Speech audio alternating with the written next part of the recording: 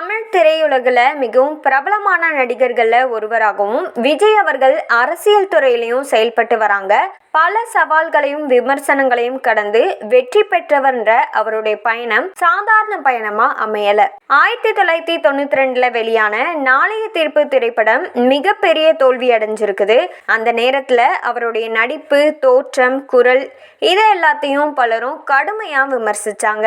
இவர் இயக்குனருடைய பையன் அப்படின்றதுனால மட்டுமே ஹீரோ ஆனாங்கன்ற குற்றச்சாட்டும் ரொம்பவே அதிகமா இருந்திருக்குது. சில பத்திரிகைகள் அவருடைய தோற்றத்தை கேலி செய்து ஹீரோவா நிலைக்க மாட்டாருன்னு சொல்லியிருக்கிறாங்க.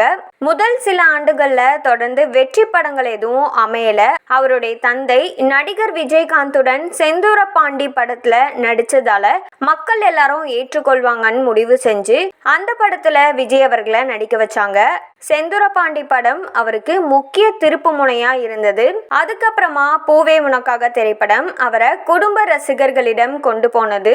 அதற்கு முன்னாடி வரைக்கும் பெரிய அளவுல அவரை ஏற்றுக்கொள்ளல. தலைவா, மெர்சல் உள்ளிட்ட சில படங்கள் அரசியல் எதிர்ப்புகள், தடை முயற்சிகள், சர்ச்சைகள் எல்லாத்தையுமே சந்திச்சது. அரசியலுக்கு வந்ததுக்கு அப்புறமாவும் அவருடைய தகுதி, அனுபவம் குறித்து நிறைய விமர்சனங்கள் எழுந்தது. விஜய் அவர்கள் பலமுறை தோல்வி மற்றும் விமர்சனங்களை கடந்து முன்னேறியதால் தான் இன்று முன்னணி நடிகராகவும் அரசியல் தலைவராகவும் உயர்ந்திருக்கிறாங்க. ஒரு காலத்துல ஹீரோவா ஆக முடியாதுன்னு விமர்சிக்கப்பட்ட விஜய் தான் கில்லி, துப்பாக்கி, மெர்சல், மாஸ்டர் போன்ற வெற்றி படங்கள் மூலம் தமிழ் சினிமாவில் மிகப்பெரிய நட்சத்திரங்கள்ல ஒருவரா உயர்ந்திருக்கிறாங்க.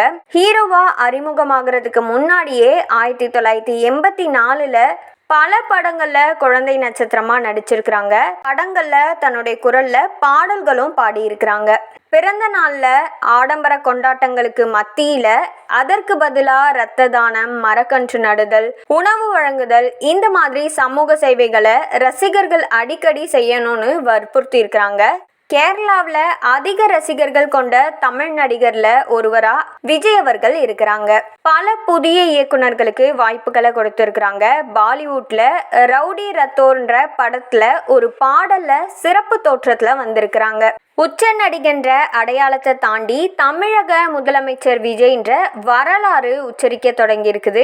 தமிழக முதலமைச்சரா பொறுப்பேற்றதுக்கு அப்புறமா தன்னுடைய முதல் பிறந்த நாளை நடிகர் விஜயா இல்லாம முதலமைச்சர் விஜயா கொண்டாடுறாங்க. தமிழ் திரையுலகினுடைய உச்ச நடிகரா வலம் வந்த விஜய் 2024 பிப்ரவரி 2 ஒற்றை அறிக்கை மூலமா அரசியல் கட்சி தொடங்குவதா அறிவிச்சிருந்தாங்க. தன்னுடைய கட்சிக்கு தமிழக வெற்றி கழகம்னு பெயரும் சூட்டினாங்க. விக்கிரவாண்டியில முதல் மாநாட்டையும் மதுரையில 2வது மாநாட்டையும் நடத்தி தமிழக அரசியலையே அதிர வச்சாங்க.